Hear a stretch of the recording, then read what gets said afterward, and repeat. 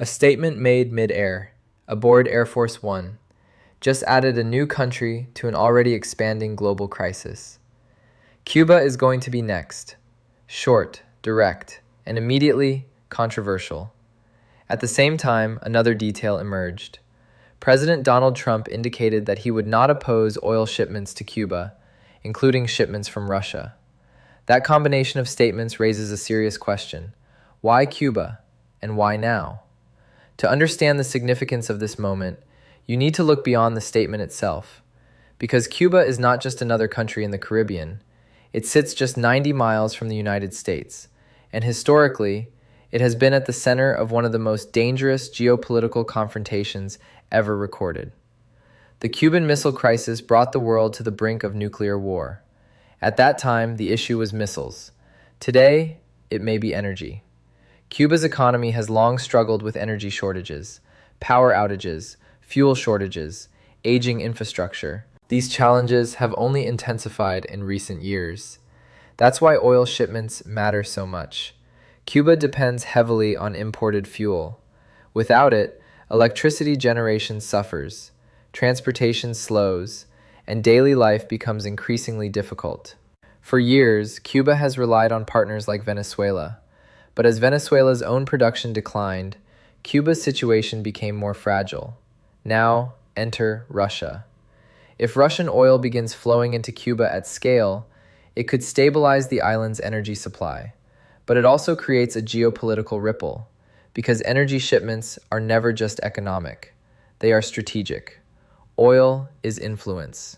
Whoever supplies it gains leverage. And this is where the situation becomes more complex. Because allowing Russian oil shipments to Cuba, even indirectly, signals a shift in policy. For decades, U.S. policy toward Cuba has been shaped by restrictions, sanctions, trade limitations, political pressure. Energy has always been part of that equation. Controlling supply means influencing behavior. So when a U.S. president suggests he would not oppose oil shipments, it raises important questions. Is this a tactical move, a strategic shift, or a signal aimed at something bigger? There is another layer to consider: timing. The global energy system is already under pressure. Conflicts in the Middle East, disruptions in shipping routes, rising oil prices. Adding Cuba into the equation suggests something else. The crisis is expanding geographically. Because energy conflicts rarely stay contained, they spread. From region to region, from one supply chain to another. If Cuba becomes part of a broader energy network involving Russia, it could reshape dynamics in the Western Hemisphere.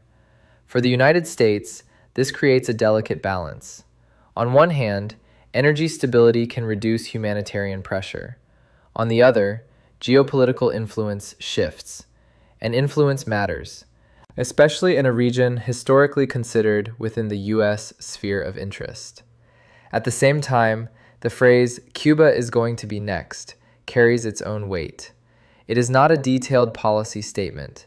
It is not a formal announcement, but it is a signal. And in geopolitics, signals matter. They shape expectations. They influence markets. They affect how other nations respond. Countries listening to that statement will interpret it in different ways. Some will see it as a warning, others as an opportunity.